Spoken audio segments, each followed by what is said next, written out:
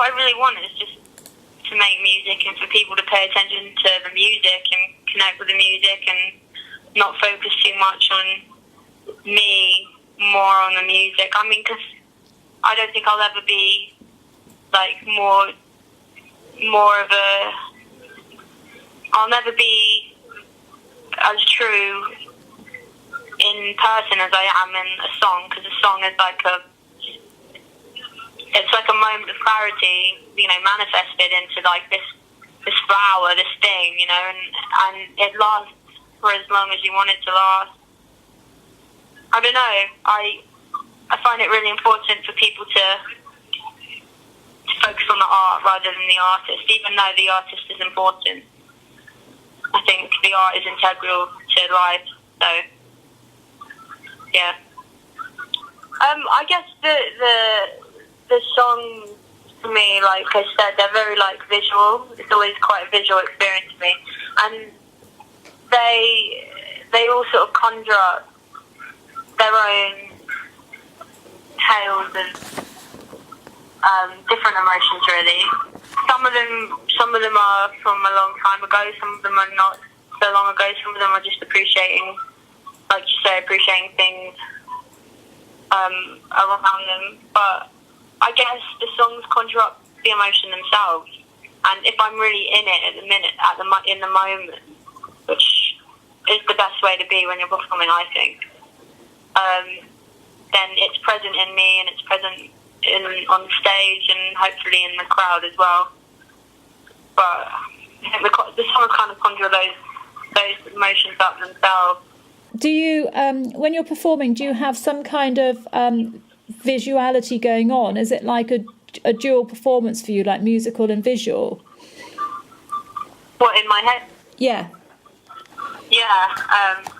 Usually the most effective performance is for me is when I'm focusing on the visuals in my head, when I'm seeing those images in my head, when I'm focusing on them and I'm getting into the sort of the reel of the song. But I do have to be careful though, because it can be quite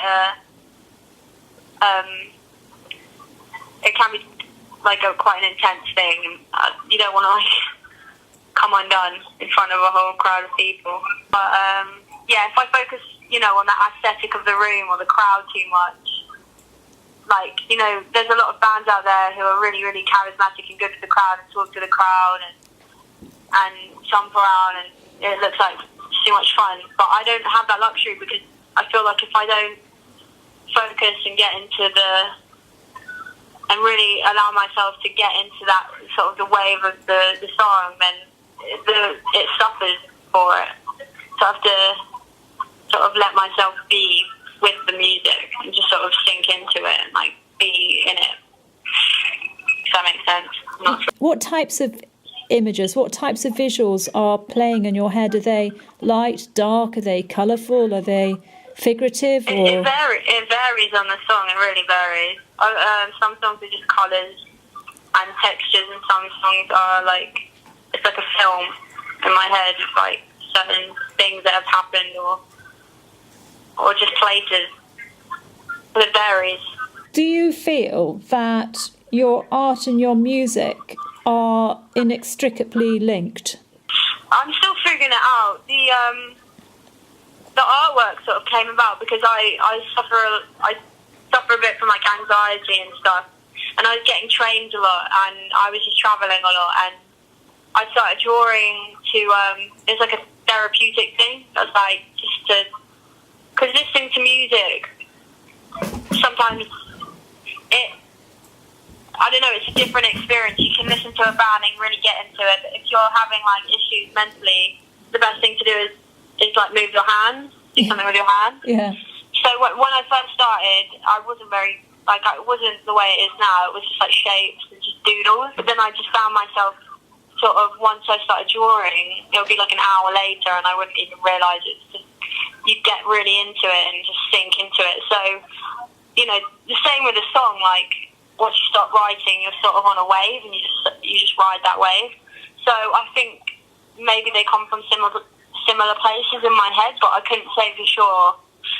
I think that there's probably things about them that, like, parallels from them, and I like to keep the artwork involved in the music because it's like a visual representation of, like, where my head goes, but I couldn't say for sure if, what they mean to each other. I haven't figured it out yet.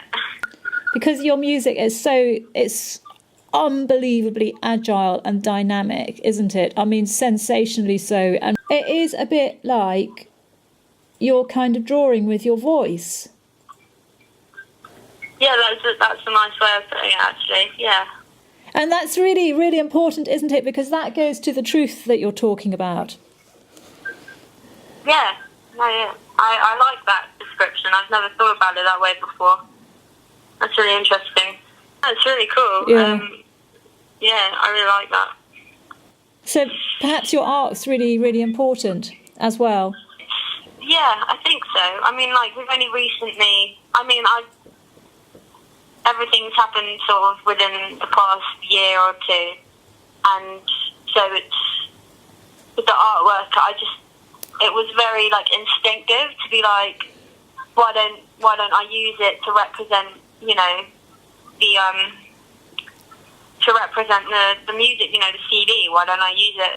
That makes sense, but I never really thought about it that way. Yeah. But I really like that. That's really important because, like, that's nice that you came up with that. You know what I mean? Like, putting something else next to the music of yours, it gives people, like, the opportunity to sort of explore your thought process and interpret what you mean and how you are, and that's exactly why it's important. You know what we were talking about earlier about what you wanted to do, and I think that is a really difficult question. I do, and it's it was really difficult to answer, isn't it? But yeah, I think it is difficult to answer, but I think the truth is that most of the time we don't really know. You might think we know what we want, but we don't know what is good for us, kind of thing. Yeah. You know what I mean? And you sort of figure it out as you go along, and the more you learn about yourself and life, your things that you want sort of change depending on that. So I try and keep it sort of vague and bracket to the things that I know is important to me now, rather than get too specific. Let's imagine that you could do anything or be in any place that you wanted to.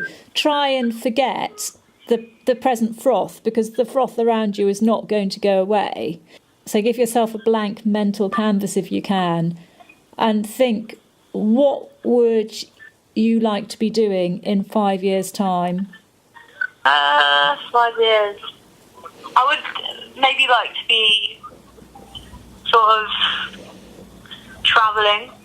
And I don't want to just, like, travel in the way that you see a place and leave it. I'd like to try and adapt an equilibrium to a completely different environment and see what happens to my art, see what happens to the music. I find it really hard to look too far ahead, actually. It's something I've always struggled with. But I like the idea of through... because as a musician, you get to, like, travel and play.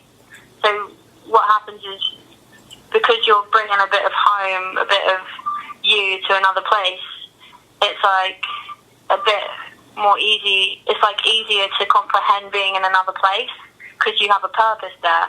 But if you just turn up somewhere to try and, like, adapt to it and just allow yourself to have a certain amount of time there and see what it does to you, and then as a result what it does to your art, that would be cool. Annie, thank you. Yeah, and we really wish you the best. And well, likewise, thank you so much. Not at all.